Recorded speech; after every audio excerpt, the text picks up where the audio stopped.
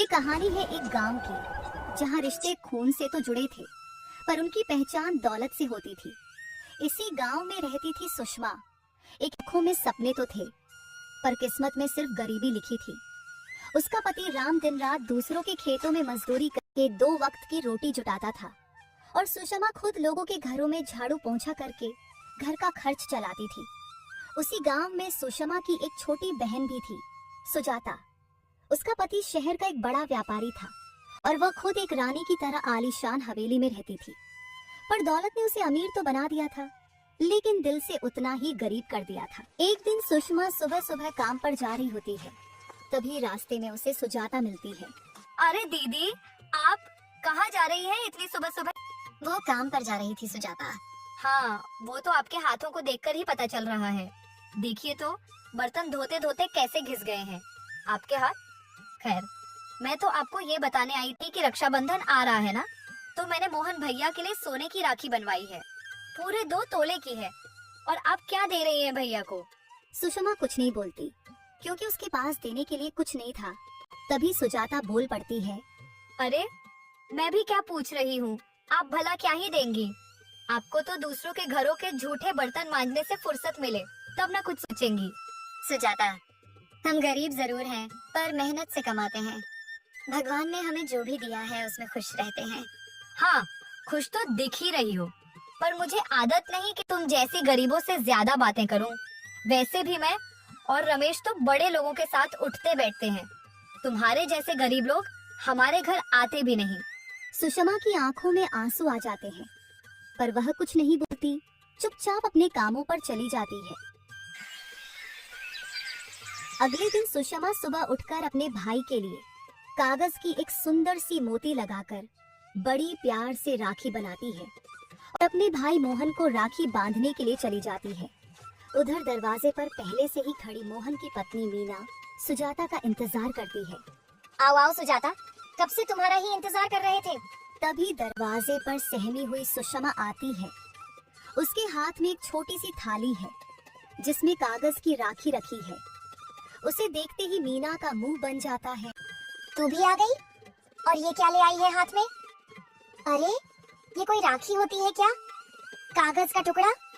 इससे अच्छा तो तू नहीं आती, तो हमारी इज्जत बच जाती। अरे भाभी, आप भी क्या उम्मीद कर रही हैं इनसे? इनके पति और ये खुद दोनों दूसरों के घरों में काम करके जैसे तैसे अपना पेट पालते हैं। ये सोने चांदी की राखी कहाँ से लाएंगी? उनके नसीब में सिर्फ कागज का टुकड़ा ही है। मीना और सुजाता दोनों मिलकर जोर जोर से हंसने लगती हैं। सुषमा का चेहरा अपमान से लाल हो जाता है। उसकी आंखें छलक पड़ती हैं, पर वह होंठ भींचकर चुप रहती है। तभी मोहन अंदर से आता है और सुषमा की थाली में कागज की राखी को देखकर कहता है, ये क्या बचपना है? ये कूड़ा क्यों ले आई?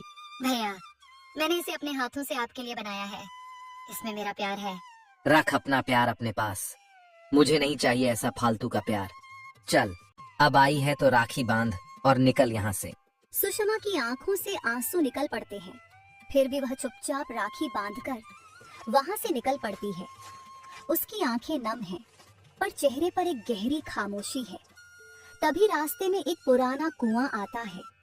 वहाँ एक बूढ़े साधु बाबा एक भारी मटका उठाने की कोशिश कर रहे हैं, पर मटका हिलता तक नहीं। बाबा, लाइए, मैं ये मटका आपके घर तक पहुंचा देती हूँ। नहीं बेटी, तू क्यों तकलीफ उठाएगी? मैं खुद ही ले जाऊंगा। बाबा, अब आपकी उम्र हो गई है, ये मटका आपसे नहीं जा पाएगा, भारी है। ठीक है बेटी, तू इतना कहीं रही है तो ले चल मेरा मटका। फिर सुषमा मटके को लेकर साधु बाबा के घर तक पहुंचा देती है। यही मेरा घर है बेटी, यहीं पर तू मटका रख दे। बेटी, मैं कब से नोटिस कर रहा हूँ, तेरे चेहरे पर उदासी नजर आ रही है। पर तू चिंता मत कर बेटी, तुम्हारे जो भी कष्ट होंगे सब दूर हो जाएंगे। तुमने आज एक बूढ़े व्यक्ति की मदद की है। भगवान ऊपर बैठकर सब देखता है बेटी। ठीक है बाबा, फिर मैं चलती हूँ। रुको बेटी, तुम बहुत नेक दिल की लगती हो। मैं तुम्हें कुछ देना चाहता हूँ। इसमें से तुम कोई एक घड़ा ले लो। मैं घड़ा लेकर क्या करूंगी बाबा? मेरे घर में घड़ा पहले से ही पड़े हुए हैं। बेटी, इस घड़े को तुम ऐसा वैसा घड़ा मत समझो। ये कोई मामूली घड़ा नहीं है। ये घड़ा कर्मों का फल बताता है। इसमें से तुम जो घड़ा लोगी, वह घड़ा तुम्हारे कर्मों के हिसाब से इसमें भर जाएगा। अगर तुम अच्छा कर्म की होगी तो तुम्हें अच्छा फल मिलेगा। फिर सुषमा उसमें से एक घड़ा उठाती है और अपने घर लेकर आ जाती है और सारी बात अपने पति राम को बताती है। कर्मों का फल, और वो भी मटके में। अरे पगली, आजकल कोई मुफ्त में पानी नहीं पिलाता। वो तुझे मटका दे गया। बात सही है तुम्हारी। बाबा की आंखों में सच्चाई सी दिखी। कह रहे थे इसमें जो होगा वो मेरे अच्छे कामों का फल होगा। चल खोल के देख ही लेते हैं, कम से कम पता तो चले कि बाबा की आंखों में सच्चाई थी या चालाकी। सुषमा और राम मिलकर मटके को धीरे धीरे खोलते हैं। जैसे ही कपड़ा हटता है, मटके के अंदर से सोने के सिक्कों की चमक पूरे कमरे को रोशन कर देती है। दोनों स्तब्ध रह जाते हैं। हे भगवान, ये तो सोना है, असली सोने के सिक्के। मैंने कभी सपने में भी नहीं सोचा था कि किसी की मदद करने से मुझे इतना कुछ मिल जाएगा, लेकिन ये सब ऊपर वाले की मर्जी से ही हुआ है। शाम का समय दोनों बाहर में बैठकर आपस में बात कर रहे होते हैं। राम, ये सिक्के अगर हम यूं ही रख देंगे तो ये एक दिन खत्म हो जाएंगे, लेकिन अगर हम इनसे कुछ सिर्फ अपना नहीं, दूसरों का भी भला करने वाला काम करें तो ये हमेशा के लिए सहारा बन सकते हैं। तो तू क्या करना चाहती है? मैं सोच रही हूँ एक अच्छी नस्ल की गाय खरीदूं और उसका दूध गांव में बेचूं। शुद्ध दूध, बिना मिलावट के। सबको अच्छा भी लगेगा और हमारा जीवन भी सुधरेगा। तेरा सोच तो मेरी सोच से बहुत ऊंचा है सुषमा। तू जो भी करेगी मैं तेरे साथ हूँ। अगले दिन सुबह सुषमा घर से जल्दी निकलती है। उसकी आंखों में हल्की सी चमक थी, पर कदम अब भी उतने ही साधे और शांत थे।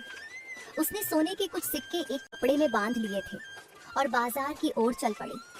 बाजार में बहुत चहल पहल थी। वह सीधे उस जानवरों वाले ठेले के पास गई, जहां अच्छी नस्ल की गायें बंधी थीं। गायों के पास कुछ लोग भाव ताव कर रहे थे। बहन जी, ये गाय दूध की बहुत अच्छी नस्ल की है। दिन में 2 बार अच्छा दूध देती है, लेकिन ये सस्ती नहीं है। संभाल पाएंगी? गाय संभालना मुझे आता है और कीमत की चिंता मत कीजिए, मैं पूरा हिसाब दे दूंगी। सुषमा कुछ सोने के सिक्के से गाय खरीदकर घर आ जाती है। अगली सुबह वह अपने गाय का दूध निकालकर गांव-गांव बेचने निकल पड़ी।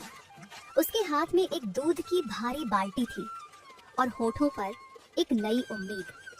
सुषमा की आवाज गांव की गलियों में गूंजने लगी। दूध ले लो भैया दूध, आपकी गांव में आ गया है ताजा गाढ़ा दूध। दूध ले लो दूध। गांव के लोग उसकी आवाज सुनकर चौंक गए। अरे बिटिया, लगता है आज से तुम दूध बेचने लगी हो। हाँ काका, अब मैं दूध का व्यापार कर रही हूँ। कैसे लीटर दूध दे रही हो सुषमा बिटिया? काका, 40 रुपए लीटर दे रही हूँ। तो फिर मुझे भी 1 लीटर दे दो बेटी। धीरे धीरे गांव के बाकी लोग भी सुषमा के पास आने लगे। उसकी दूध न सिर्फ गाढ़ी और मीठी थी, बल्कि कीमत भी बहुत वाजिब थी। गांव वालों को उसका दूध बहुत पसंद आने लगा।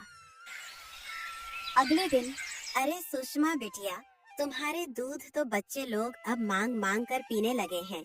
बिटिया, तुम्हारा भाई मोहन भी दूध बेचता है, पर उसके दूध बच्चे लोग पीना पसंद नहीं करते और उसके दूध में तो ज्यादा पानी की मात्रा रहता है और कीमत 60 रुपये लीटर रखा है।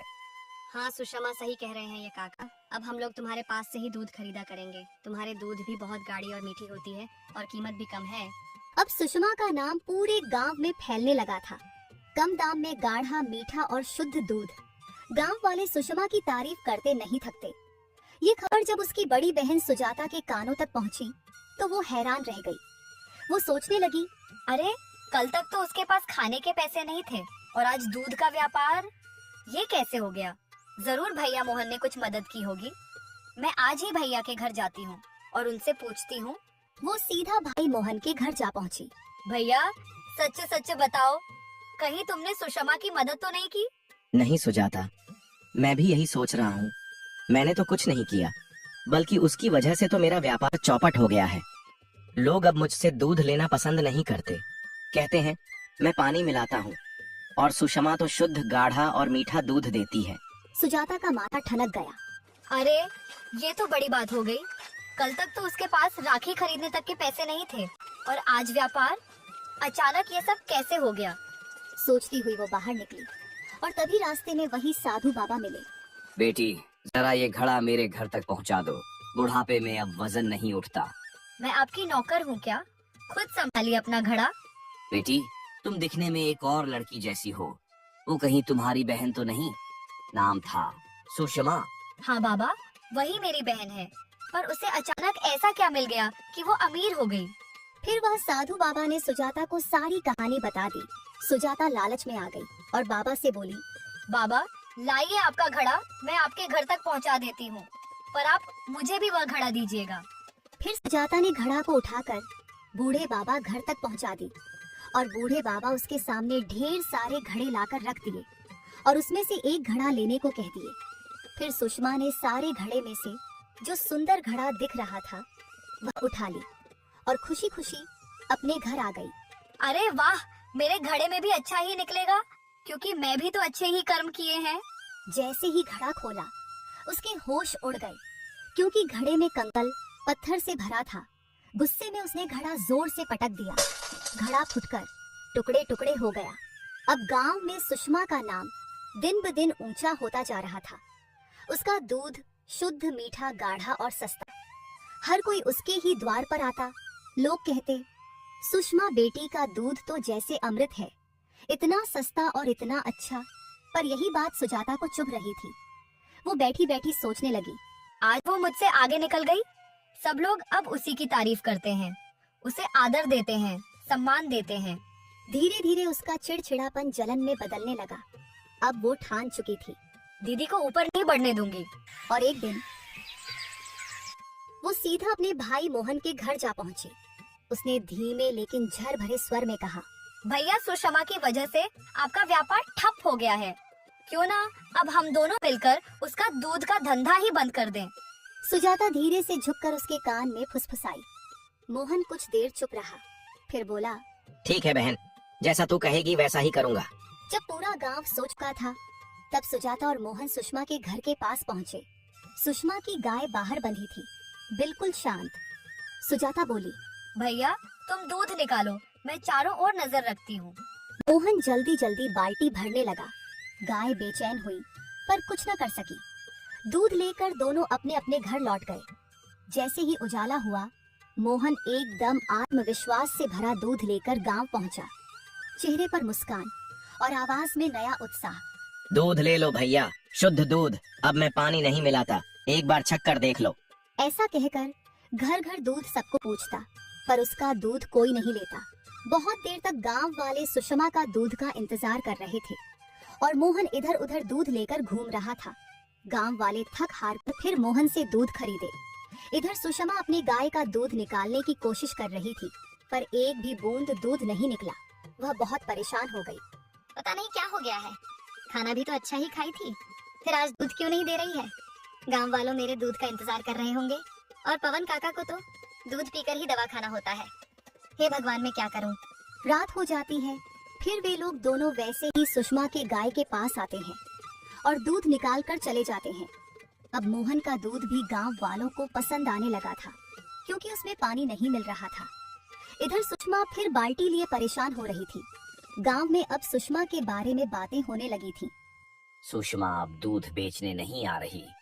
कहीं उसकी गाय बीमार तो नहीं हो गई, या फिर दूध ही बंद हो गया। उधर सुषमा घर के आंगन में बैठी अपनी गाय के सामने सोच में डूबी हुई थी। ये कैसे हो सकता है? हर रोज मेरी गाय पूरा दूध देती थी, अब अचानक एक बूंद भी नहीं। वो हर दिन कोशिश करती, लेकिन बाल्टी हमेशा खाली ही रहती। वह गाय के थन को गौर से देखी, फिर वह सोच में डूब गई। हर दिन मैं शाम को देखती हूँ कि गाय की थन दूध से भरी रहती है और सुबह होते ही उसकी थन सूखी सूखी नजर आती है। कहीं मेरी गाय का दूध किसी ने चोरी तो नहीं कर रहा। मुझे कुछ उपाय करना ही होगा। उस रात सुषमा ने एक बहुत ही सादा पर होशियार तरीका अपनाया। उसने गाय के थन पर हल्की सी नीली स्याही लगा दी, ताकि अगर कोई दूध निकालेगा तो स्याही उसके हाथों में रंग छोड़ देगी। फिर उसने गाय के सामने का हिस्सा गीली मिट्टी से ढक दिया, ताकि अगर कोई आए तो पैरों के निशान वहां छप जाएं और खुद अपने आंगन के पेड़ के पीछे छुप गई। जब रात आधी हो गई तब मोहन और सुजाता आए और अपने अपने कामों में लग गए। मोहन के हाथ में नीली स्याही लग गई थी, पर उसे पता नहीं चला और दूध निकालता रहा। ये सब पेड़ के पीछे छुपकर सुषमा देख रही थी। नहीं, अभी नहीं। सुबह गांव के सामने पकड़ूंगी ताकि सब सच्चाई जाने। अगली सुबह होते ही सुषमा सबसे पहले गांव के मुखिया के पास जा पहुंची और सारी बात बताई। मुखिया जी, मुझे आपसे कुछ बहुत जरूरी बात करनी है। मेरा दूध चोरी हो रहा है और अब मुझे पता चल गया है कि कौन कर रहा है। क्या दूध चोरी? अरे बेटी, ऐसा कौन नीच काम करेगा? और तुम्हें कैसे पता चला? मैंने खुद चाल चली, गाय के थनों पर हल्की नीली स्याही लगाई और आंगन में मिट्टी बिछा दी, जिसमें जो भी आए उसके पैर के निशान छप जाएं। सुषमा की दूध चोरी होने की बात सुनकर गांव वाले इकट्ठे होने लगे। वहां मोहन और सुजाता भी आए। ठीक है सुषमा, अब सब गांव वाले सामने हैं। तू बता, तुझे किस पर शक है? सुषमा ने भीड़ की तरफ देखी और बोली। भैया, मोहन और सुजाता पर। मोहन और सुजाता दोनों चौंक गए, फौरन बोल उठे। क्या बकवास है ये? मैं क्यों चुराऊंगा दूध? और फिर मैं खुद दूध बेचता हूँ। सुषमा, तुम तो पागल हो गई हो। अपनी ही बहन पर इल्जाम लगाती हो, शर्म नहीं आती? तभी मुखिया की नजर मोहन के नीले हाथों पर पड़ी। मोहन, तुम्हारे हाथ नीला कैसे हो गए? लगता है तुम सुजाता के गाय के साथ होली खेल कर आए हो, क्योंकि सुजाता के गाय के थनों में भी नीला रंग लगा हुआ है। मोहन अब सब कुछ समझ गया। अब मैं पकड़ा गया हूँ। फिर वह बोला। माफ कर दीजिए मुखिया जी, ये सब मैं लालच में आकर किया था। सुषमा की वजह से मेरा दूध गांव वालों को पसंद नहीं आ रहा था और सभी कोई सुषमा से ही दूध खरीद रहे थे। पर मुखिया जी, मुझे यह आइडिया सुजाता ने दी था। मुझे भी माफ कर दीजिए मुखिया जी, मैं ही ये सब मोहन भैया से करवाया था, क्योंकि मैं सुषमा को अपने से आगे बढ़ता हुआ नहीं देख सकती थी। सुषमा की आंखों में आंसू आ गए और वह बोली।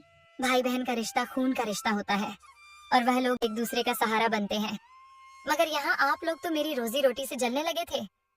मुखिया जी, आपको जो सजा देना है आप इन लोगों को दे सकते हैं, मैं इन लोगों को माफ नहीं करूंगी। तुम लोगों की यह सजा है कि 3 महीने तक तुम दोनों सुषमा की गाय का देखभाल करोगी। जैसे गाय का खाना देना, नहलाना, दूध निकाल कर गांव में बेचना, ये सब तुम लोगों को करना पड़ेगा और तुम दोनों को सुषमा का नुकसान का भरपाई करना होगा। जी मुखिया जी, हम लोग जरूर करेंगे। फिर उसी दिन से वे लोग सुषमा की गाय की देखभाल करने लगते हैं और दूध निकालकर गांव में बेचकर सुषमा को पैसा लाकर देते थे और सुषमा अपने जीवन हंसी खुशी से जीने लगी।